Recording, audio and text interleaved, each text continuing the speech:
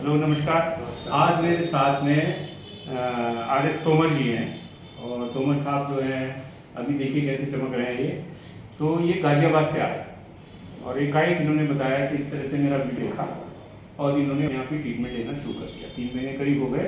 अब इनकी कहानी इनसे ही सुनी है। क्या हुआ? अब से 3 महीने पहले हिमांशु भट्ट द्वारा बनाया गया डॉक्टर साहब का वीडियो देखा था और मैं शुगर हॉस्पिटल में एडमिट हुआ था। पता लगा मुझे शुगर हो गई है तो बड़ा परेशान था। मेरे को दिक्कत थी, शरीर में शुगर भी बढ़ जाती थी और बहुत सारी प्रॉब्लम्स थी। उनको देखते हुए डॉक्टर साहब का जो वीडियो देखो मैंने उसको फॉलो किया और उसी के हिसाब से जो भी इन्होंने डॉक्टर साहब ने वीडियो बताया था, घी पीना है, उसके बाद चलना है, एक्सरसाइज करनी है, मिलेट्स खाने हैं, उसी को फॉलो किया।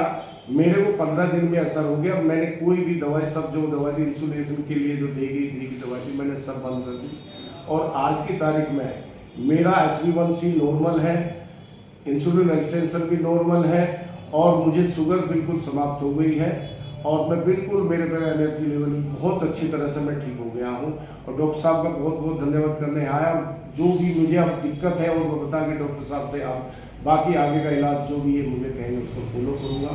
आज की तारीख में मुझे शुगर नाम की तो कोई चीज़ है ही नहीं। जो डॉक्टर साहब ने बताया मैं रिपोर्ट्स भी लेकर आया हूँ और मैं भी महसूस करता हूँ। बाकी चीज़ें मैं जैसे डॉक्टर साहब ने बताया तो उसी को आज भी फॉलो कर रहा हूँ, उसी तरह से मैं इलाज अपना ले रहा हूँ। तो 3 महीने पहले जो आप बीमार रहते थे, कहाँ आप दिखाया? मैंने डॉक्टर साहब बीमार क्या, मेरे को एक तो एलर्जी थी, उसकी वजह से मेरे को सर्दी जुकाम हो जाता, खांसी हो जाती थी। तो मैं W प्रतीक्षा हॉस्पिटल है गुड़गांव में, वहाँ गया। वहाँ डॉक्टर ने कहा आप एडमिट हो जाओ। एडमिट हो गया।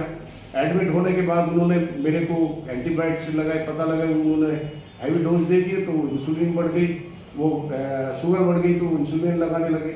मैंने उनको मना कर दिया। तो फिर मैं डिस्चार्ज हुआ तो उन्होंने गोली लिखी मुझे, तो वो मैं खा ही रहा था, तभी आपका वीडियो देखा और उसके बाद मैं उसी को फॉलो कर रहा हूँ। उससे पहले मुझे एलर्जी के साथ साथ बहुत खांसी रहती थी, जो कि वो भी मेरे अब कंट्रोल में है, बहुत ज़्यादा कंट्रोल में है। वो जो दवाई थी मैं उसकी दवाई भी कोई नहीं ले रहा हूँ आज की तारीख में। ना मैं कोई अस्थमा की दवाई ले रहा हूँ। अब पहले अस्थमा निकला, बता दिया था उन्होंने, उसकी भी दवाई नहीं ले रहा हूँ मैं। कोई एलोपैथिक दवाई आज की तारीख में मेरे को आज 60 डेज तो कम से कम हो गए हैं। पेन किलर कोई मैंने नहीं खाया है, ना मैंने जो है शुगर कम करने वाली दवाई खाई है। सिर्फ जो है ना अपना एक आयुर्वेदिक की थोड़ी 1-2 दवाई जो आपने उसको बता रखी उस तरह से भी बाकी। तो ये जो एक बहुत बड़ा एविडेंस है और एग्जाम्पल है आयुर्वेद का, कि आयुर्वेद को अब जैसे इन्होंने बताया कि डायबिटीज़ तो ठीक हुई, साथ में एजमा भी ठीक हो गया। आसमा तो जानते हैं दमा और उसमें फिर गोली देते हैं, स्टेरॉइड देते हैं, एंटीहिस्टामिन देते हैं, उससे और ज़्यादा प्रॉब्लम और कॉम्प्लिकेशन होती चली जाती है। और फिर जब होने लगता है तो पंप भी लिया है। वो कैप्सूल लेता था मैं, वो पंप और कैप्सूल लेता था मैं, वही रिपोर्ट लेके भी आया था। वो एक तरह का बीमारी को बढ़ा के और मुसीबत पड़ जाए, उससे फिर हार्ट पे फिर प्रॉब्लम होती है, दुनिया भर की प्रॉब्लम कॉम्प्लिकेशन होते होते मनुष्य जो है ICU के अंदर पहुंच जाता है।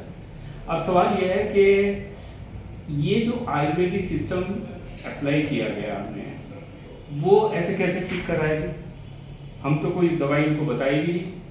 मैंने तो एक वीडियो बनाया था, नॉलेज दी थी और इन्होंने उसी नॉलेज का थोड़ा सा हिस्सा लेके उसी से अपने आप को ठीक कर लिया।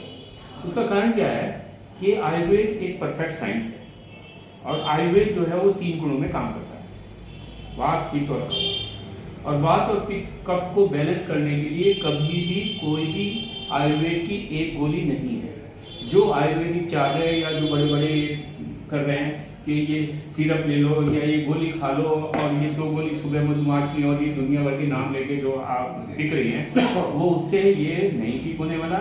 ये पूरा एक तरह का प्रोटोकॉल होगा, उसके अंदर आपको फैट हमें देनी है, आपको डाइट हमें चेंज करनी है, थोड़ी बहुत आयुर्वेदिक दवाई और फिर जरूरत पड़ेगी तो पंचकर्म।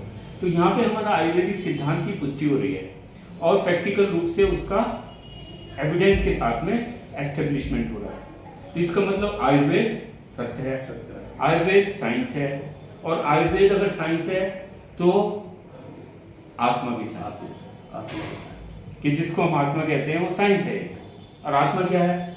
आत्मा सिर्फ एक अब हम जब एक ओंकार की पूजा करते हैं तो पूरी पृथ्वी, आकाश, वायु, जल, ये सब एक ही से आया है और एक बैलेंस में है। उस बैलेंस वो हमारे शरीर में है और उस बैलेंस को हमने शरीर में बैलेंस कर दिया तो हम स्वस्थ रहते हैं।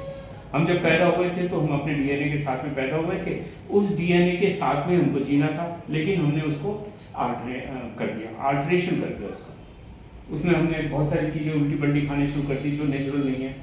अब जैसे शुगर है, शुगर अगर हम गुड़ खाते रहते तो हम बीमार नहीं होते, लेकिन वाइट शुगर ने हमें बीमार कर दिया। और ऐसी चीनी ये है, चावल है, चावल अभी हाइब्रिड हो गए, चावल पॉलिश्ड हो गए, उसमें खाली स्टार्च ही स्टार्च रह गया।